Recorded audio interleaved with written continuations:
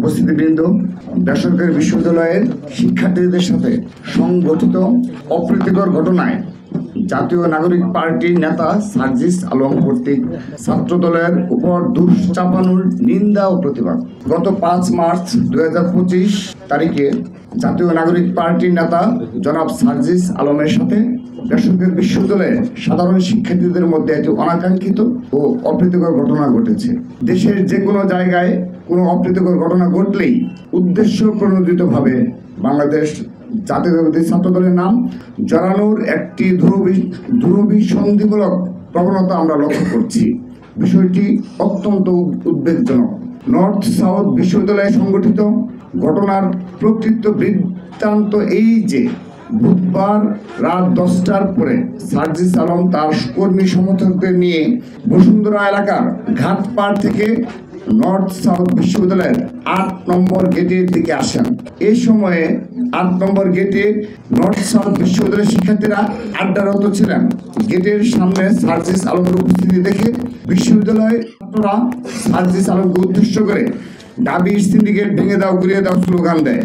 উল্লেখ্য, নবগঠিত গণতান্ত্রিক ছাত্র সংসদে বেসরকারি বিশ্ববিদ্যালয়ের শিক্ষার্থীদের মূল্যায়ন না করার অভিযোগে উক্ত ছাত্র সংগঠনটি কতিপয় ক্ষমতাশালী নেতা আত্মপ্রকাশের দিনেই বেসরকারি বিশ্ববিদ্যালয়ের শিক্ষার্থীদের সাথে মধুর ক্যান্টিনে সংঘর্ষে জড়িয়েছে।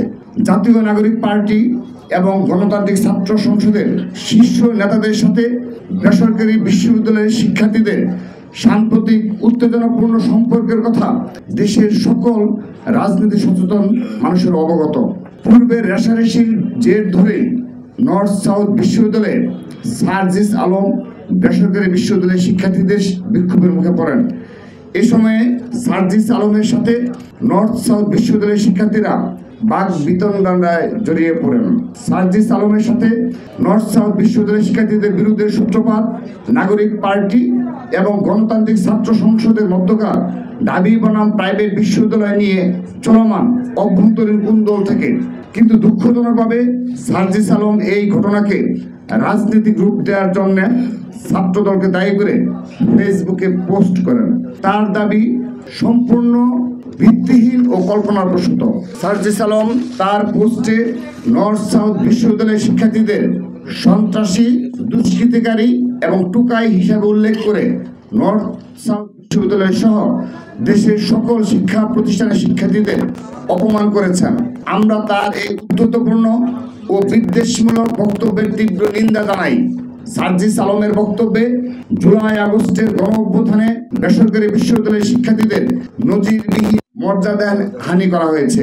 আমরা তার এই বক্তব্য প্রত্যাহার করার দাবি জানাচ্ছি। উল্লেখ্য, ঘটনাস্থলে বাংলাদেশ জাতীয়তাবাদী ছাত্রদলের কোনো সাংগঠনিক কার্যক্রম ছিল না সেদিন। নর্থ সাউথ বিশ্ববিদ্যালয়ের ছাত্রদলের নেতাকর্মীরাও ছাত্রদলের কোনো বিরোধ হয়নি।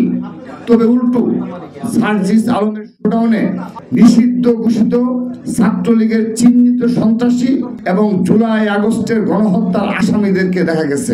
এভাবে জাতীয় নাগরিক পার্টি ও তাদের ছাত্র সংগঠনে নিষিদ্ধ ছাত্রলীগের পুনর্বাসন নেতাকর্মীদের পুনর্বাসন হচ্ছে।